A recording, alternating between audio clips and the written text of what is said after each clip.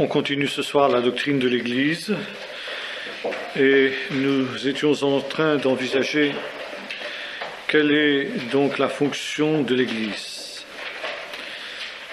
Nous avions vu ce qui concernait donc l'unité, la communion fraternelle, et maintenant il y a un autre point qu'il nous faut aborder, c'est la discipline. L'Église a comme devoir de maintenir en son sein une saine discipline. De nombreux textes de l'Écriture nous montrent cela comme étant une des fonctions importantes de la fonction de l'Église, et donc de faire en sorte que la différence entre l'Église et le monde soit nette. Quelle est la différence essentielle entre l'Église et le monde? Est-ce l'absence de péché au sein de l'Église? Non.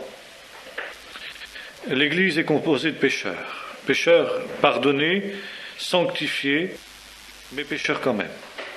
Il semble donc que dans le cas de l'incestueux de Corinthe, ce dernier s'était repenti, si on se réfère à la deuxième lettre aux Corinthiens. Et par conséquent, Paul demande que cet homme soit réintégré après un temps de mise à l'écart, de mise sous discipline, qui, semble-t-il, impliquait son éloignement de la Sainte Seine pendant tout un temps, y compris d'ailleurs après sa repentance, n'est-ce pas? Donc un certain temps pour tester de sa véritable sincérité, sincérité de son repentir, et en même temps pour que cela serve d'avertissement aux autres. Parmi les cas qui demandent la mise sous discipline, selon les épîtres à Timothée et à Tite, il y a un autre point, c'est l'erreur doctrinale. L'erreur doctrinale qui peut conduire à la division. La division est une des fautes aussi majeures pour lesquelles quelqu'un doit être écarté. Éloigne-toi, n'est-ce pas, après un deuxième, un troisième avertissement, de tout homme qui cause des divisions. N'est-ce pas? Diviser le corps de Christ est quelque chose d'extrêmement grave aux yeux de la parole de Dieu.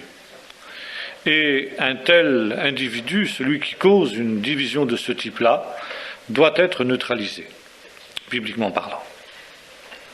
Souvent, celui qui divise le fait soit pour des raisons personnelles, des raisons de deux personnes, n'est-ce pas?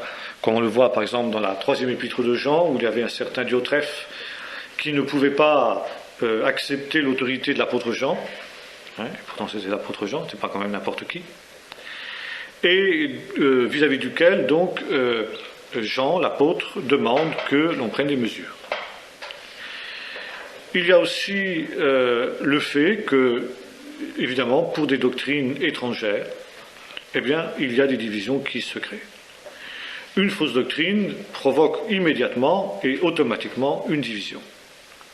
Paul met en garde les anciens d'Éphèse, au moment où il leur fait ses adieux émilés, contre de semblables incursions de ceux qu'il appelle des loups ravisseurs. D'ailleurs, Jésus avait employé ce mot déjà, quand il parlait de ceux qui viennent en vêtements de brebis, mais qui sont en fait des loups ravisseurs, et il demande que l'on soit prévenu contre eux. C'est à leurs fruits que vous le reconnaîtrez. Paul déclare aussi que, après son départ, il s'introduira dans l'église d'Éphèse des loups qui n'épargneront pas le troupeau, et c'est la tâche des anciens de veiller, n'est-ce pas, avec soin sur le troupeau sur lequel le Seigneur les a établis, anciens et évêques, n'est-ce pas, surveillants littéralement, épiscopoi en grec, n'est-ce pas, c'est des surveillants littéralement, pour que précisément ils gardent le troupeau de ces loups ravisseurs qui viendraient justement avec des doctrines séductrices, donc déguisés en vêtements de brebis, mais qui viendraient en fait envoyés par Satan pour détruire. Jean nous dit aussi dans sa première épître qu'il y a des agents de Satan qui s'introduisent dans l'Église. Il dit, alors que vous avez entendu qu'il y a un antichrist qui vient, le grand antichrist dont tout le monde a entendu parler en l'Église primitive, eh bien, en attendant l'apparition de ce grand antichrist-là, il y a déjà aujourd'hui des antichrists. C'était des gens qui étaient au milieu de nous, qui sont sortis du milieu de nous, mais ils n'étaient pas des nôtres. Et cela est arrivé justement pour qu'il soit clair aux yeux de tous que eh bien tous ceux qui se réclament de nous ne sont pas des nôtres. Par conséquent, donc, il peut y avoir des gens qui sont animés par l'esprit de l'ennemi, par l'esprit de l'Antichrist. Et Paul dira à Timothée, les péchés de certains hommes sont manifestes avant qu'on les dévoile, pour d'autres, c'est dans le temps qu'ils se révèlent.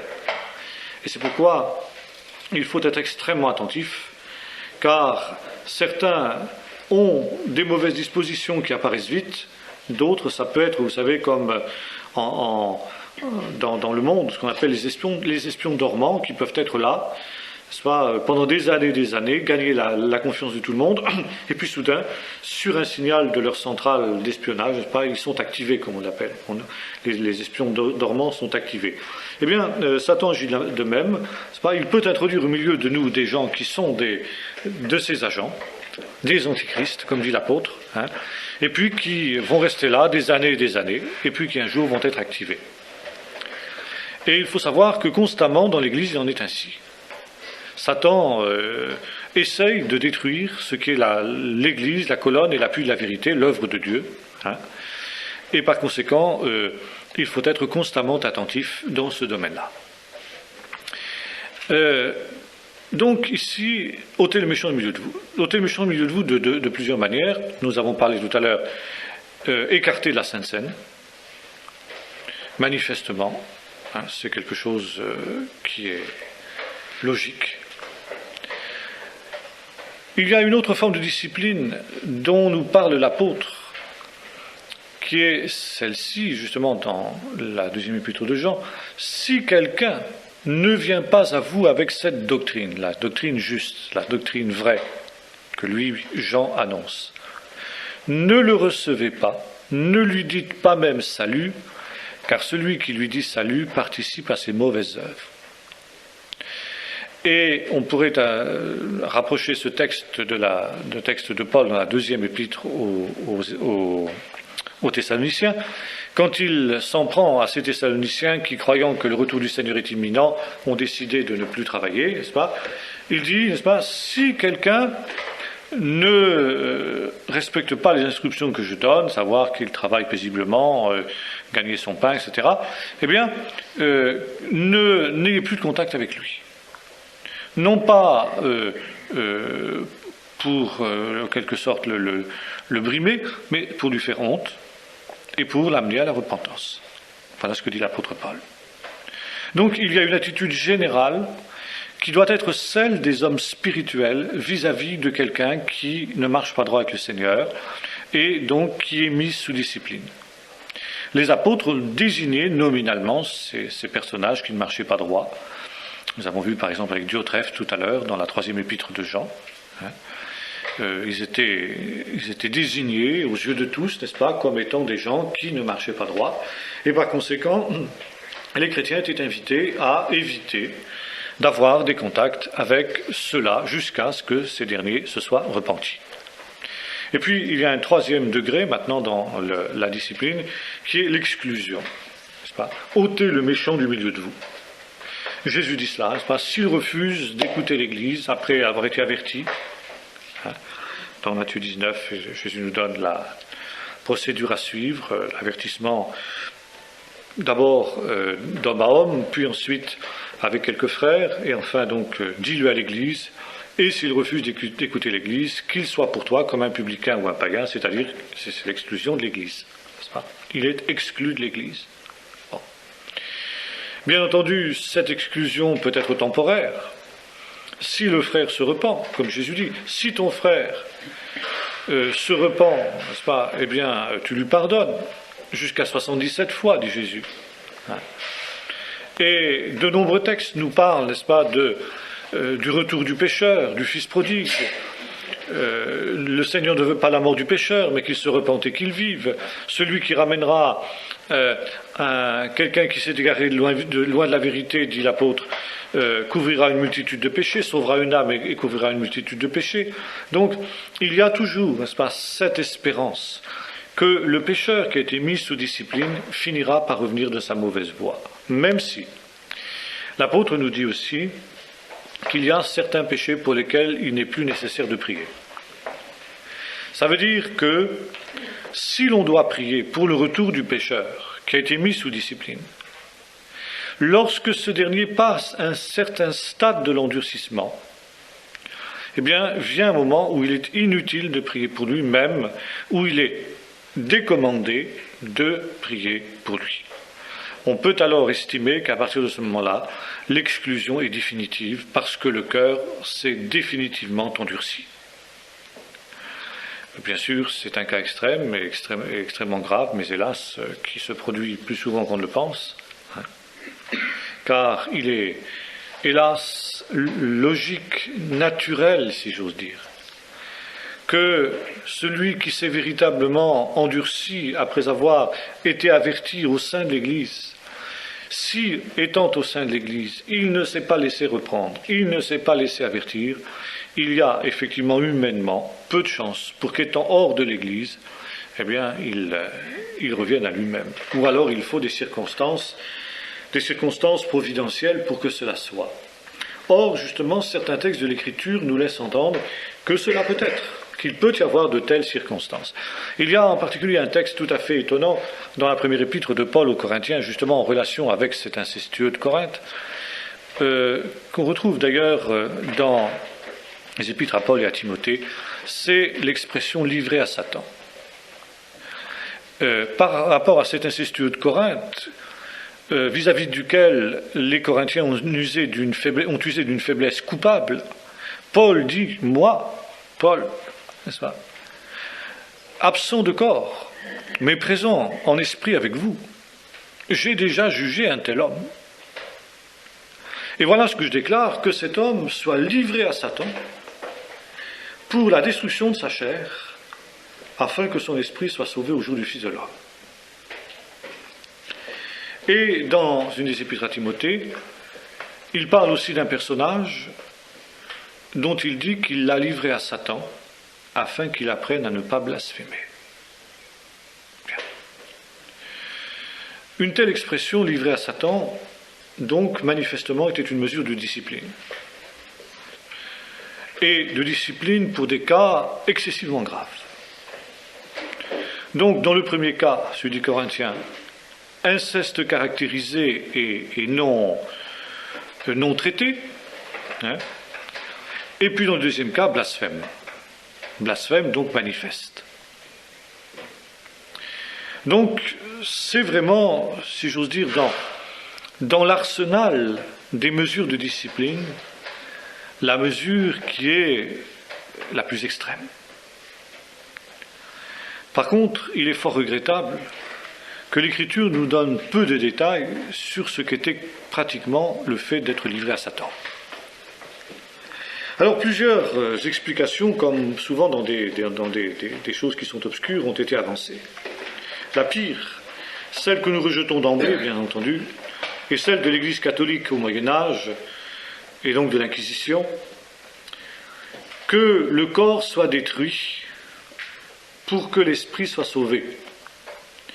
Et les inquisiteurs, n'est-ce pas, se sont acharnés à détruire le corps de malheureux, n'est-ce pas, hérétiques ou supposés-elles, pour sauver leur âme. Et quand on brûlait des hérétiques ou des sorcières, ou des juifs, ou des protestants, n'est-ce pas, sous l'Inquisition, eh bien c'était en se basant sur ce verset-là, entre autres. Pas le seul, mais sur celui-là surtout. N'est-ce pas ? Alors, le condamné était livré au bras séculier, ça veut dire qu'il était livré à Satan, et le bras séculier, le bras de Satan, détruisait son corps par le feu, hein, en espérant ainsi bien qu'on sauverait son âme. Et vous savez comment, au moment où quelqu'un montait sur le bûcher, il y avait toujours un prêtre à proximité de lui pour lui demander s'il était prêt à se repentir, s'il était prêt à revenir dans le giron de l'Église catholique, par exemple, pour ce qui était des hérétiques. Et s'il répondait oui, pas crainte des flammes, il avait le privilège insigne d'être étranglé avant de mourir et d'être brûlé ensuite une fois mort plutôt que d'être brûlé vif, ce qui était quand même un peu plus agréable, disons.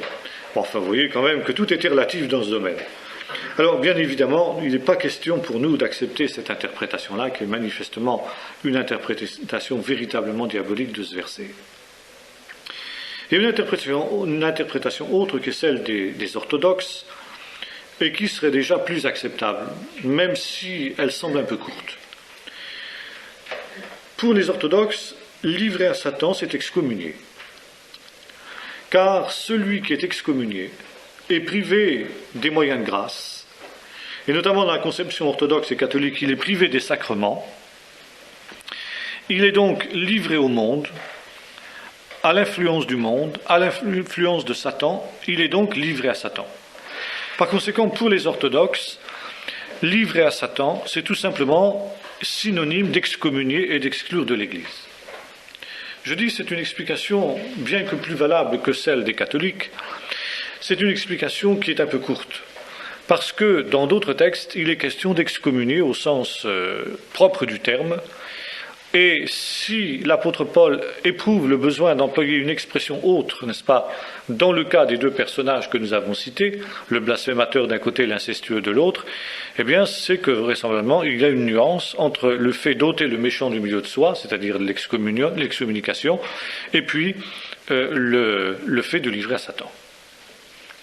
Il y a une troisième explication que on trouve dans les milieux pentecôtistes, n'est-ce pas, et qui est plus du domaine expérimental,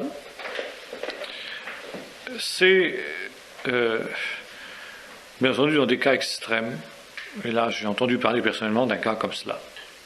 Je ne sais plus de ce qui s'était passé au juste, enfin une femme avait, dans une église, commis un péché gravissime, de quel ordre je ne me souviens plus, peu importe, et dûment reprise, dûment avertie, avait refusé de se repentir de son péché. Et comme son péché portait gravement atteinte au témoignage de l'Église et nuisait énormément, non seulement au témoignage, mais à la bonne marche de l'Église en soi, le pasteur et les anciens avaient donc décidé, prenant le texte de Paul que j'évoquais tout à l'heure, de livrer cette femme à Satan. Il avait averti, en disant voilà, tel jour nous allons nous rassembler et vous serez livrés à Satan. La femme s'était mise à rire, disant vous faites ce que vous voulez, etc., je m'en fiche, etc. Bien. Donc, les pasteurs et les anciens étaient rassemblés et ils avaient prié, disant Seigneur, que cette femme soit livrée à Satan pour qu'elle puisse être sauvée, comme dit ta parole. Et dans les jours qui ont suivi, cette femme a été frappée d'une maladie étrange, étonnante, n'est-ce pas, que les médecins n'ont pas pu diagnostiquer. Je crois qu'il y a un problème de peau, n'est-ce pas. Je ne me souviens plus exactement des détails, peu importe. Et alors, il est devenu manifeste très rapidement que cette maladie l'a menée à la mort. Et quand elle s'est vue donc au port de la mort, elle a demandé aux pasteurs anciens de venir. Et donc, elle a demandé pardon. Elle a reconnu qu'elle avait péché. Elle a demandé qu'on prie pour elle, pour sa guérison, ce qui a été fait. Et elle n'a pas été guérie, n'est-ce pas, elle est morte. Elle est morte, mais elle est morte après s'être repentie. Bon, j'ai entendu citer deux autres cas du même genre, à peu près, n'est-ce pas, où il en a été ainsi. Finalement, si vous voulez, livré à Satan, ce serait quelque chose d'un petit peu d'équivalent dans ce cas-là de ce qui s'est passé avec Ananias et Saphira. En tout cas, il est très clair, n'est-ce pas, qu'il s'agit de quelque chose qui est quasiment surnaturel dans les deux textes que Paul cite, et qui a à faire vraiment avec des mesures extrêmes pour des cas extrêmes. Car il va de soi que si l'interprétation que nous avons donnée est la bonne, n'est-ce pas, ce ne peut être quelque chose qu'on ne peut manier qu'avec une extrême prudence, n'est-ce pas, qu'une extrême prudence, et vraiment, comme je disais à l'instant, dans des cas extrêmes. Donc voilà, semble-t-il, quels sont bibliquement les différents moyens de discipline. En dehors, bien entendu, de la répréhension fraternelle courante, normale, si je veux dire. Maintenant, si cela n'est pas, et très souvent, il nous faut constater que le ministère de discipline est peu exercé dans beaucoup d'églises.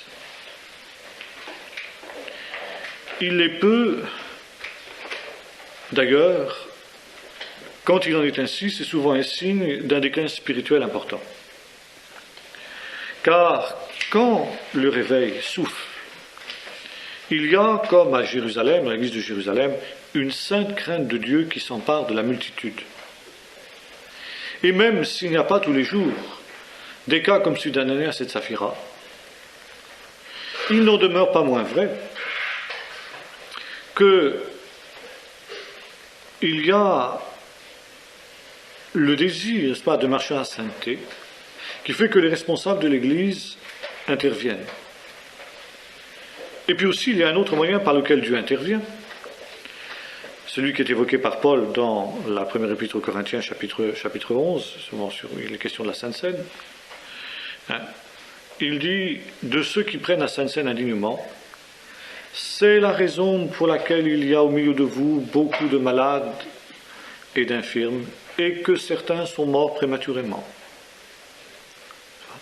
Celui qui donc mange et boit le corps du Seigneur sans l'avoir discerné, mange et boit un jugement contre lui-même. Donc, la Sainte Seine est un moyen de discipline pour le Seigneur, quand le réveil est là, quand l'Église marche dans la sainteté.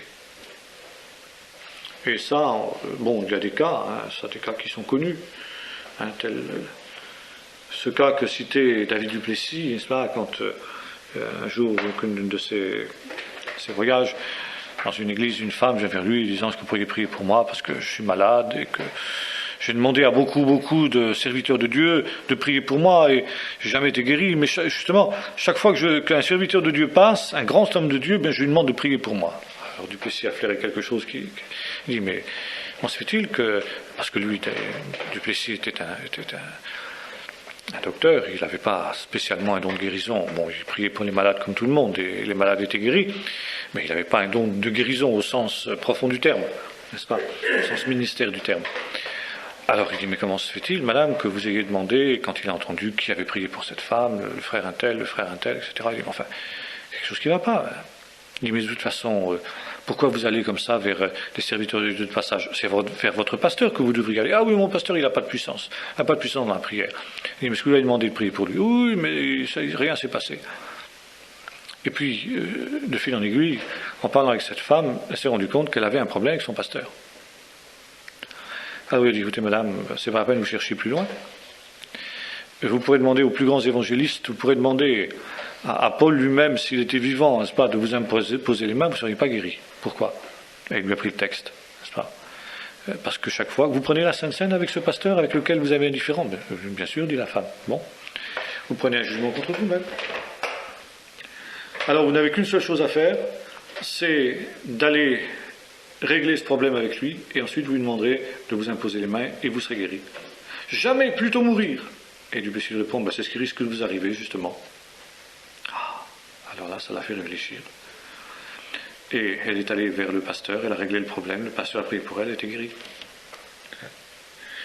Bon, il y a des choses comme cela qui sont courantes, ou encore cet exemple que raconte Butler de cette jeune femme, épouse d'un des étudiants de son école biblique, n'est-ce pas, qui s'était découverte une grosseur au sein un beau jour, et qui s'affolait bien évidemment, et qui avait prié. Elle avait eu l'attitude juste, n'est-ce pas, de prier et de chercher la face de Dieu. Et alors, un soir, cette jeune femme vient vers lui et lui dit: écoutez, voilà, il faut que je vous demande pardon. Ah bon? Moi, je vous ai fait quelque chose? Non, rien du tout. Mais je vous en veux. Ah oui, il dit: parce que mon mari est étudiant chez vous dans votre école biblique et il rentre des cours tellement enthousiasmé. Il dit: oh, frère Butler, il nous a apporté des choses tellement extraordinaires que ça finit par m'agacer, ça finit par m'irriter, et j'ai fini par développer des mauvais sentiments contre vous. Vous voyez, comme le diable est subtil, entre parenthèses. Butler n'avait rien fait à cette femme-là, n'est-ce pas? Que du bien par l'intermédiaire de son mari. Et même par ça, Satan avait trouvé le moyen, justement, de faire naître dans le cœur de cette femme des germes d'amertume contre son serviteur fidèle. Alors, elle lui dit: voilà, depuis quelques jours, donc j'ai cette grosseur, etc. Et j'ai cherché le Seigneur, et le Seigneur m'a montré que... Elle dit: voilà, je me demande si elle n'avait pas demandé à d'autres déjà de prier pour elle, puis ça n'avait pas marché. Oui, c'est ça, je crois qu'elle a demandé à plusieurs déjà de prier pour elle. et rien ne s'était produit. Et alors elle avait prié le Seigneur à ce moment-là. Le Seigneur dit, pourquoi je ne suis pas guéri? Et le Seigneur avait dit, tu vas aller demander à Butler de prier pour toi. Et à ce moment-là, elle avait compris. Elle avait dit, mais justement, c'est le dernier vers lequel j'irai. Le Seigneur a dit, mais oui, justement, c'est bien pour ça que c'est le premier vers lequel il faut que tu ailles. Et au préalable que tu règles le problème avec lui. Alors il lui a expliqué tout ça. Et alors Butler il dit, bien, j'ai juste posé ma main sur sa tête et j'ai dit, Seigneur, guéris-la, Amen. On ne peut pas être plus lapidaire, on ne peut pas être plus bref dans la prière. Et il dit, entre le moment où elle est descendue de l'estrade et elle est retournée à sa place, elle a été guérie. Alors, il y a là donc des choses qui donc nous montrent qu'il y a aussi une discipline qui s'exerce à ce niveau-là. Mais, je disais tout à l'heure, il y a de moins en moins de disciplines qui s'exercent dans les églises. Parce que c'est la pente naturelle. Parce que lorsque les gens cessent d'être spirituels et réagissent de plus en plus charnellement dans le domaine des choses spirituelles, eh bien, il devient de plus en plus difficile d'exercer la discipline. Il devient difficile d'abord parce que les gens n'acceptent pas d'être pris. Ça, c'est la première chose. Les gens charnels n'acceptent pas d'être pris. Et alors se produit à ce moment-là une espèce de chantage, n'est-ce pas? Si vous insistez, je m'en vais. Et comme peu de pasteurs aiment voir des gens partir, eh bien des pasteurs un peu faibles cèdent à ce chantage-là et acceptent, tolèrent au sein de l'Église des choses qui ne devraient pas être acceptées ni tolérées. Et puis ensuite, si, à partir du moment où on commence à accepter des choses comme ça, eh bien, les autres membres de l'Église voient, disent, tiens, mais le frère et la sœur, n'est-ce pas, là, la sœur un tel, on a accepté d'elle quelque chose là, eh bien, si elle se permet ça sans qu'on la reprenne, pourquoi moi je ne me permettrai pas aussi telle chose sans qu'on me reprenne? Et le niveau général baisse. Et alors à ce moment-là, quand le pasteur, vraiment une chose grosse intervient et qu'il veut intervenir, eh bien, il voit une partie de l'Église tout entière, pas seulement la personne intéressée, mais une partie de l'Église tout entière se dresser contre lui. Vous savez, une espèce de réaction de solidarité, un petit peu comme ce qui se passe dans le monde. Je vais prendre une expression un petit peu vulgaire et familière, n'est-ce pas? Touche pas à mon pote, quoi. Hein, c'est un petit peu l'idée. Hein, parfois, ça peut être la famille. Ou bien quelquefois au bout d'une ou deux générations, quand il y en a qui sont mariés les uns avec les autres, n'est-ce pas? Mais c'est toutes les familles là qui sont mariées les unes avec les autres, n'est-ce pas? Qui sont liées par des mariages, qui se dressent, n'est-ce pas, pour faire bloc autour de celui qui risque d'être mis sous discipline, etc. Et alors, si le problème est un conflit, n'est-ce pas, entre deux personnes de l'Église, dans laquelle une a tort et l'autre a raison, si les responsables de l'Église ne mettent pas sous discipline celui qui a tort, eh bien, ceux qui ont raison vont prendre parti contre lui. Et puis, s'il met sous discipline ceux qui ont tort, le clan de ceux qui soutiennent celui qui a tort vont prendre parti contre lui. Et c'est comme ça qu'arrivent souvent des décisions dans les églises. Ça, pour des raisons qui sont uniquement charnelles, parce que justement, on n'a pas veillé de maintenir la discipline. Ouais. Alors, l'exercice de la discipline est un des plus difficiles à exercer, justement, parce qu'il faut suffisamment de fermeté et suffisamment de douceur. On peut exercer une discipline qui peut être extrêmement négative si on le fait d'une manière sèche, légaliste et sans miséricorde. Hein. Et alors, il faut constamment, n'est-ce pas, cet équilibre entre la rigueur juste et puis la miséricorde. Hein. Et cet équilibre n'est certes pas facile à trouver. Il faut vraiment toute la grâce de Dieu. C'est justement une des fonctions des responsables des ministères que Dieu a placés dans l'Église, justement, d'avoir exercé cette discipline. Hein. Et puis d'avoir exercé parfois aussi dans le cadre de l'Église universelle. Car il peut y avoir, n'est-ce pas, des gens qui s'égarent, même au plus haut niveau. Hein. Il y a même eu des papes qui ont été hérétiques, au sens où l'Église catholique l'entend. L'Église catholique le nie, cela. Mais on connaît des papes qui ont, par exemple, été hérétiques sur le plan de la Trinité, qui ne croyaient pas à la Trinité et qui étaient papes. Et qui ont été excommuniés. Qui ont été excommuniés pour hérésie dans ce domaine-là. Alors voyez-vous, l'infaillibilité du pape, ce qu'on peut en dire dans ce domaine-là, quoi. Alors, ça, c'est un des gros problèmes, n'est-ce pas, de l'Église, et il faut vraiment la grâce de Dieu, mais il faut vraiment que la discipline soit maintenue. Sinon, eh bien, comme je disais tout à l'heure, c'est le niveau de l'Église qui va baisser de plus en plus, et finalement, on va se retrouver dans une espèce de club. Bon, il est certain qu'aujourd'hui, on arrive à un stade absolument impensable, où on voit aujourd'hui dans des églises des pasteurs homosexuels officiellement acceptés, officiellement tolérés, où on voit des divorcés remariés, pas, qui sont accueillis, ou alors j'entendais dire une chose absolument terrible dans les églises réformées, tant pis je les cite.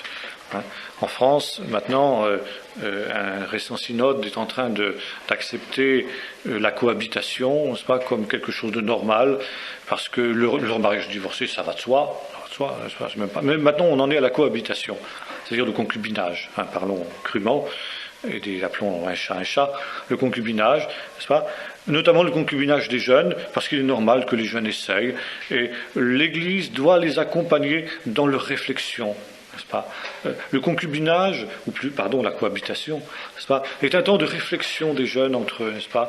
Ils ne sont pas encore prêts à s'engager, alors c'est un temps de réflexion. Alors il faut que l'Église chemine avec eux dans ce temps de réflexion qu'est le concubinage. Vous voyez la subtilité, eh bien on en est là. Parce que justement, on a refusé la discipline. Et alors ce qui est absolument extraordinaire, c'est de voir que ces gens qui acceptent des choses comme cela, qui acceptent le concubinage officialisé, à quand une bénédiction, n'est-ce pas, pour ces gens-là, pour les encourager, qui ne sera pas un mariage, mais qui les aidera à cheminer, n'est-ce pas, en vue du mariage, bien entendu. Et puis, à quand aussi la bénédiction de ce type-là sur les couples homosexuels ? Vous savez, on y va. Ça, on y va, ça vous pouvez être certain. Eh bien, on en arrive là, justement, parce que on a cessé, justement, d'exercer sa discipline. Et alors, ceux-là même qui acceptent des énormités pareilles, qui acceptent des abominations qui sont dignes de Sodome et Gomorrhe, en sorte qu'il n'y a plus aucune différence, comme je disais tout à l'heure, entre l'Église et le monde. Et là, c'est l'Église tout entière qui est gangrénée. C'est l'Église tout entière qui est apostate. Et, à la limite, c'est, dans la vision de Dieu, l'Église tout entière qui est retranchée. Et d'ailleurs, la parole de Dieu est claire. En ce qui nous concerne, nous n'avons pas de contact à avoir avec des gens comme ça. Comme on disait hier, nous n'avons pas à nous asseoir en compagnie des méchants. Nous n'avons pas à fréquenter des gens qui professent de semblables doctrines. Et le seul problème, c'est que, malheureusement pour nous, ce sont ces gens-là qui ont trusté, monopolisé le label protestant.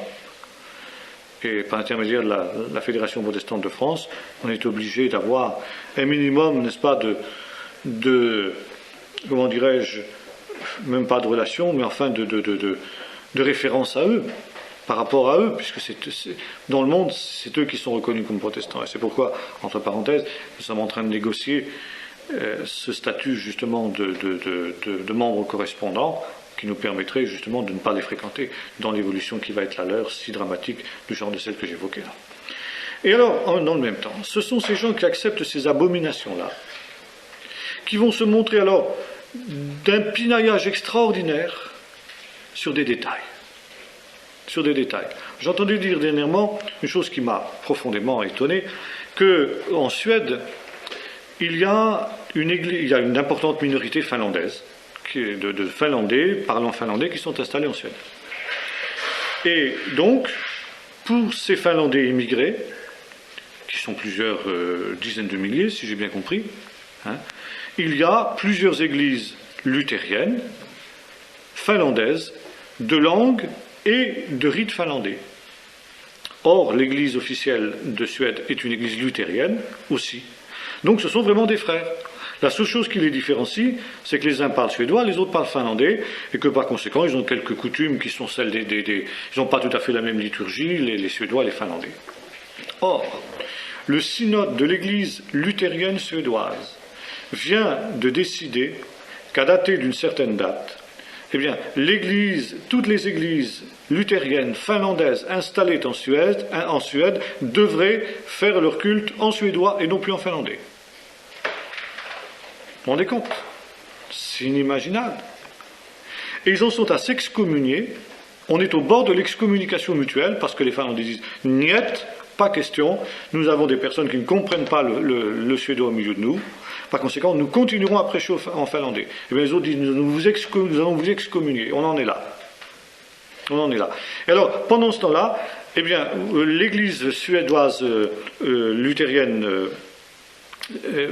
recrute par petites annonces dans les journaux des pasteurs, parce qu'on en manque, n'est-ce pas ? Et il est stipulé dans l'annonce, c'est clairement mis que même si on est athée, ça n'a pas d'importance, du moment qu'on est prêt à accepter la discipline. Voilà. Alors d'un côté, n'est-ce pas, on est prêt à accepter des pasteurs qui sont des athées, mais par contre, on n'acceptera pas que des frères qui sont d'une nationalité différente fassent le culte dans une autre langue que le suédois, qui est la langue sainte, comme chacun sait. Vous allez dire, mais c'est pas logique. Non, c'est pas logique. Et si en même temps, c'est logique. Parce que ces gens-là n'ont plus de dimension spirituelle, ils n'ont plus qu'une dimension religieuse. Et nous sommes ici au niveau du religieux et non plus au niveau du spirituel. Or, justement, comme ils voient les choses qui s'effilochent, je crois que, je ne sais pas, je veux dire n'importe quoi, mais 80% de la population suédoise se réclame de l'église luthérienne.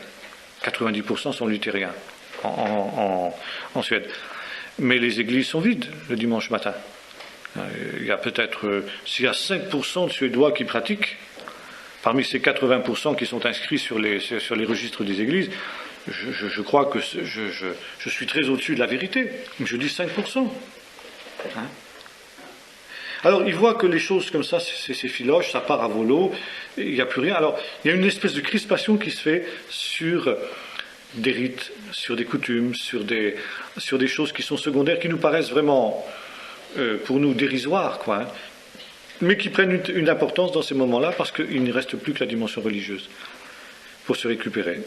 Regardez par exemple, à l'intérieur de la Fédération protestante, on a un phénomène un peu du même ordre. Par exemple, la question du baptême. Pendant des dizaines d'années, il y a eu des pratiques différentes du baptême dans la Fédération protestante. Il y a ceux qui baptisent les enfants, il y a ceux qui baptisent les adultes. Bon. Dire que les relations étaient harmonieuses sur ce plan-là serait exagéré, serait mentir. Mais enfin, tant bien que mal, on a coexisté dans la Fédération protestante. Depuis peu, il y a manifestement une campagne, n'est-ce pas, pour imposer le baptême des enfants à ceux qui pratiquent le baptême des adultes. Et alors, n'est-ce pas, il y a des thèses savantes qui sont élaborées par des théologiens réformés et luthériens pour montrer qu'il faut baptiser qu'il faut baptiser les enfants. Et ce sont ces mêmes personnes qui vous font des thèses tout aussi savantes pour montrer que Jésus n'est pas ressuscité, que c'était une hallucination des disciples, ou que Jésus n'était pas le Fils de Dieu, qu'il était le Fils de Joseph. C'est exactement la même chose, c'est exactement la même démarche.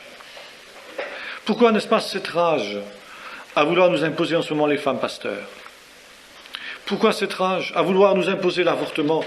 Qu'une récente déclaration de la Fédération protestante disait que ceux qui refusent l'avortement, eh bien, sont coupables de non-assistance à personne en danger, parce que la femme va aller se faire avorter à la petite semaine et mettra sa vie en danger. Donc, n'est-ce pas, nous qui refusons l'avortement, nous sommes coupables de non-assistance de personnes en danger. Vous voyez, la subtilité du raisonnement diabolique, ça c'est véritablement le raisonnement Satan. C'est parce que nous sommes dans le domaine religieux. Alors, on va filtrer le moucheron, comme dit Jésus, et on va avaler le chameau. C'est exactement les pharisiens. Et vous reprenez les textes, vous avez exactement le parallèle. Vous donnez la dîme de l'amande, du cumin, de la nette, des moindres petites choses. Hein. Vous faites en sorte, n'est-ce pas, que la loi de Moïse ne soit pas violée même en circoncisant un enfant le 8e jour. Et vous oubliez les choses principales. Regardez par exemple les accusateurs de Jésus, qui n'entrent pas dans le prétoire de Pilate pour ne pas se souiller, pour ne pas manger la Pâque, pour pouvoir manger la Pâque. Parce que ça va être la Pâque. Eh bien, ces gens, c'est pas si saints qui ne veulent pas se souiller pour pouvoir manger la Pâque, ce sont justement ceux qui sont en train de comploter la mort du juste de l'innocent, qui savent parfaitement qu'ils sont en train de faire une forfaiture. Caïphe l'a dit, n'est-ce pas? Il vaut mieux que cet innocent meure pour tout le peuple. Hein. Complot politique, Ils savent parfaitement, par jalousie, etc., et raisons politiques et autres triots politiques, tout ce qu'on voudra, c'est pas, que Jésus est innocent, ils sont en train de préparer sa perte, mais en même temps, pour rien au monde, ils n'entreront dans le prétoire de ce Romain impur pour ne pas se souiller. Mais c'est incompréhensible. Si, c'est humain, c'est exactement charnel. Ça, il n'y a plus de vision spirituelle, alors on est uniquement dans la vision du religieux, la vision religieuse. Voyez-vous? Alors, ça, c'est un test qui ne trompe pas. Bien, je crois qu'on pourrait beaucoup s'étendre sur cette question de la discipline, parce que c'est une question extrêmement vaste. Mais je voudrais maintenant avancer un peu et évoquer le témoignage que l'Église doit rendre envers le monde. Et ce témoignage a deux aspects, la mission et l'évangélisation. Je voudrais simplement terminer sur j'ai oublié de terminer sur la discipline, en disant que finalement, quand on abandonne la vision de la discipline, on revient petit à petit à la notion d'église de multitude. Par exemple, regardez ce qui se passe chez les baptistes, qui est assez typique de ce qui se passe dans les milieux évangéliques. Là où on n'accepte plus la discipline, même par exemple quelqu'un qui est mis sous discipline peut aller dans une autre église, hein, il sera accueilli par un autre pasteur, beaucoup plus compréhensif, hein, qui prend une énorme responsabilité à ce moment-là, parce qu'il fortifie un pécheur dans sa mauvaise voie. Fini a bien démontré ça dans son dernier discours dans les réveils sur les fausses consolations à donner aux pécheurs. Parfois, il va trouver des appuis même auprès des responsables du mouvement, hein, des chefs au niveau national, qui vont condamner le pasteur qui a voulu mettre de l'ordre dans son église. Hein. Alors, automatiquement, là, on revient vers une église de multitude. La profession de foi qui précède le baptême devient une pure formalité. Je me souviens d'avoir été frappé de ça quand jeune, pas encore converti, j'étais allé faire un camp chez les baptistes d'Angleterre, un camp de jeunes, un été. Et là, j'étais étonné de voir, n'est-ce pas, moi qui sortais d'une église baptiste pionnière, n'est-ce pas, qui était donc vraiment militante, de voir que ces gens-là, qui étaient donc fils de baptistes depuis déjà des générations et des générations, eh bien, se faisaient baptiser parce qu'ils arrivaient à l'âge, quoi. Vers 14-15 ans, n'est-ce pas? Ah, t'es pas encore, t'es baptisé, toi? Ah non, j'entendais discuter entre nous, non. Ah, oui, c'est vrai, j'y pense, oui, c'est vrai, moi j'ai 14 ans ou j'ai 15 ans, c'est pas. Ah, c'est quand même le moment, quoi. Pas question de conversion, pas question de nouvelle naissance, pas question de repentance, rien du tout. On arrivait à l'âge, quoi. Hein, comme dans les églises multitudinistes, n'est-ce pas, quand moi j'avais cet âge-là, eh bien, dans l'église réformée où j'étais, puisque je n'avais pas d'autre église à ma disposition, eh bien, t'as fait ta communion solennelle, là, à 14 ans, n'est-ce pas, il y avait, tout le monde, n'est-ce pas, faisait sa communion, alors on faisait le catéchisme, il y avait 4-5 ans de catéchisme auparavant, je ne me souviens plus, quelque chose comme ça. Et puis, tout le monde était assidu, pas travailler, etc. Alors là, vous aviez des groupes de jeunes importants qui étaient dans les camps où vous faisiez 2-3 jours de retraite avant la communion solennelle. Alors, il y avait des jeunes qui venaient de tout le Poitou, des dizaines de jeunes, n'est-ce pas? Et puis, tout ce beau monde-là était là la Pentecôte suivante pour faire sa profession de foi, sa première communion solennelle. Puis le dimanche d'après, terminé. On n'en avait plus un seul, plus un, fini. On les voyait au mariage. Puis après le mariage terminé, on les voyait pour l'enterrement. C'était fini. Et je me souviens du cas d'un de mes copains qui était donc avait suivi cette filière-là. Moi, je n'avais pas voulu faire, bien entendu, puisque j'avais déjà un petit peu la perspective baptiste. Et puis, bon, je n'avais pas été baptisé en plus de ça, enfant. Alors, donc, il avait fait sa communion. C'était le dimanche de Pentecôte. C'était toujours ce jour-là que ça se passait. Et puis, le dimanche suivant, au moment du culte, vers 10h, moins quelque chose, sa mère voit qu'il met son manteau, qu'il prend sa Bible, etc. Il dit, où tu vas? Ben, je vais au culte. Mais c'est pas fini cette affaire-là, je croyais que c'était terminé, t'as pas fait ta communion aussi. Mais c'est fini maintenant. La conception des gens. La conception des gens. Exactement ça. Eh bien, vous avez certaines églises baptistes, vieilles églises baptistes, où on n'est pas loin de ça. Là, c'est caricaturé un peu, mais on tend vers ça. On tend vers ça. Tu arrives à 14 ans, tu arrives à 15 ans, tu arrives à 16 ans, Ah ben, c'est le moment de te faire baptiser, hein, et puis après, bah, ma foi, on vient pas, une fois sur deux, de temps en temps, quand ça nous chante, quand il pleut et que l'été on prend la voiture, on va s'aérer, on va faire ci, on va faire ça, etc. Bon, voilà, comme ça que ça se passe. Ça parce que justement, il n'y a plus de discipline. Alors, on appelle ça l'amour. Hein. Au nom de l'amour, n'est-ce pas, on tolère des choses incroyables. Certaines églises évangéliques, n'est-ce pas, même l'église de Pentecôte, eh bien, il y a des homosexuels qui sont là, qui prennent la Sainte Seine, etc., quoi. Hein. Notoire, voulu, connu, n'est-ce pas, il n'y a pas de problème. Je dis, mais c'est pas possible, si, parce que justement, on appelle ça l'amour. C'est tellement plus facile de laisser aller que de combattre, que de lutter.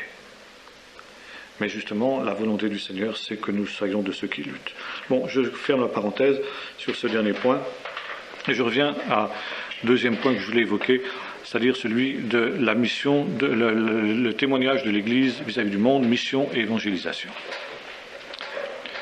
Il est certain que chaque fois que l'Église a placé au premier plan ou sur un des premiers plans de ses préoccupations l'évangélisation et la mission, elle a prospéré. Et la mission et l'évangélisation sont une des raisons d'être, n'est-ce pas, de l'Église. Et on pourrait dire que la deuxième mission de l'Église, qui est de faire croître les âmes qui se sont converties, finalement, ça forme un tout. Ce n'est pas des choses à opposer, mais c'est un tout. Faites du sein de toutes les nations des disciples, dit Jésus,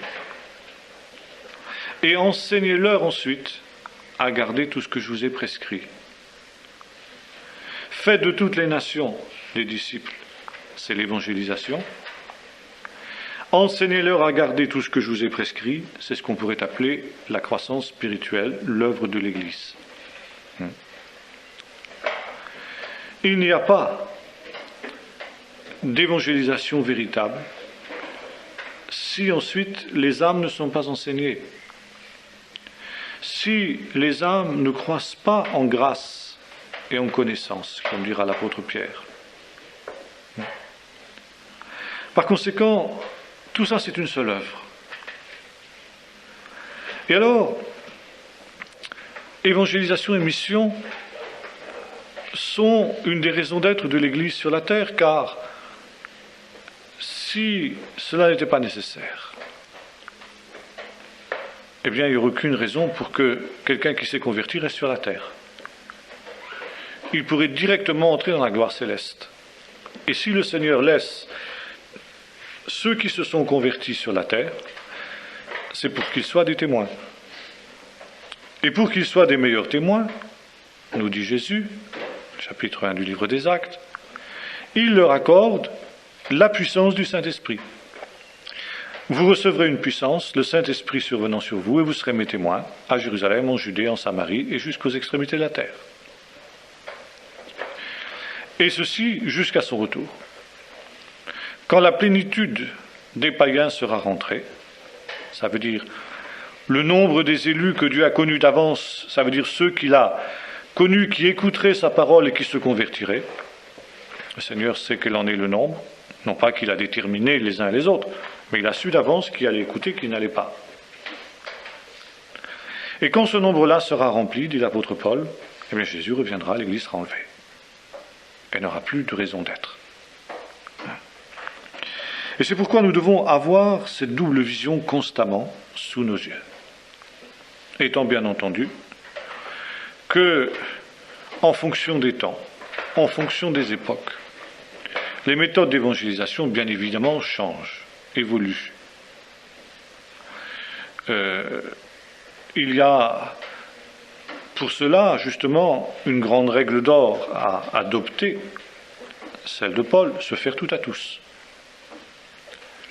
Être juif avec les juifs, grec avec les grecs, faible avec les faibles, fort avec les forts. On ne va pas parler les uns aux autres de la même manière. Il n'y a pas une recette, une méthode stéréotypée, comme on trouve parfois dans certains manuels dits de gagneurs d'âme, un petit peu à la manière des témoins de Jéhovah, on apprend par cœur, n'est-ce pas? Alors, vous avez les manuels, hein, alors si on vous répond ça, vous avez la réponse, page 3. Si on vous répond ça, vous voyez page 12, vous avez la réponse. Vous apprenez par cœur et vous débutez ça. Bon. Non, la méthode biblique n'est pas celle-là. C'est la vie. C'est la vie. Et la vie, c'est quelque chose qui est mouvant, qui est changeant. Et par conséquent, il faut s'adapter. Mais par contre, ce qui demeure intact, le même, c'est le message. Nous prêchons Christ et Christ crucifié. Folie pour les uns, scandale pour les autres, dira l'apôtre Paul, mais puissance de Dieu pour ceux qui sont sauvés. Et en ce qui concerne la nature du message, là, il ne peut y avoir absolument aucun compromis. Il ne peut y avoir aucune variation. Et c'est pourquoi l'évolution à laquelle nous assistons aujourd'hui, même dans les milieux évangéliques, où on ne veut plus employer le mot repentance, ni le mot conversion, sous prétexte que l'homme moderne ne le connaît plus, par conséquent qu'il faut se faire tout à tous, eh bien là, c'est aller trop loin. Parce que ce n'est pas parce que les gens n'ont pas la notion des choses que les choses n'existent pas, ou cessent d'exister, ou alors à ce moment-là, où allons-nous? Car demain, comme je l'écrivais à un de ceux qui se faisaient l'avocat de ce genre d'évangélisation, eh bien, les hommes n'auront plus la notion du péché non plus, alors il ne faudra plus parler du péché. Et si nous ne parlons plus du péché, eh bien, qu'est-ce que nous faisons? Quelle va être notre évangélisation? Qu'est-ce que nous allons dire? Or, c'est le drame aujourd'hui. L'Église n'a plus rien à dire dans le domaine de l'évangélisation. Alors, comme elle n'a plus rien à dire, comme a montré Jacques Ellul très fort bien, elle fait des spectacles. Elle se montre, ou elle montre, parce qu'il n'y a plus rien à dire. Elle fait des mauvais spectacles parce qu'elle est incapable d'en faire de bons. Et elle est du sel qui a perdu sa saveur. Et qui n'est plus bon qu'à être jeté dehors et foulé aux pieds par les hommes. Mission, évangélisation. Quelle différence entre les deux réalités? Elle est simple. L'évangélisation, c'est le témoignage rendu à notre porte, si j'ose dire. Vous serez mes témoins à Jérusalem. Et la mission, eh bien, c'est le témoignage rendu aux extrémités de la terre. Alors, bien entendu, être témoin à Jérusalem, tous les membres de l'Église ont à l'être. Parce qu'ils en ont tous l'occasion et ils en ont tous la possibilité. Être témoin aux extrémités de la terre, tout le monde ne peut pas le faire, c'est évident. Et c'est la raison pour laquelle il y avait des envoyés. On appelle ça aujourd'hui des missionnaires. Et le missionnaire, il n'est que l'envoyé de l'Église. Et c'est pourquoi son travail est l'œuvre de toute l'Église, et pas simplement du simple individu qui est envoyé, ou des simples individus qui sont envoyés. Et c'est pourquoi l'Église doit se préoccuper non seulement de l'évangélisation à sa porte locale, mais de l'évangélisation aussi jusqu'aux extrémités de la terre. Bon, je m'arrête là parce que le temps est passé. On continuera sur ce chapitre si important la prochaine fois.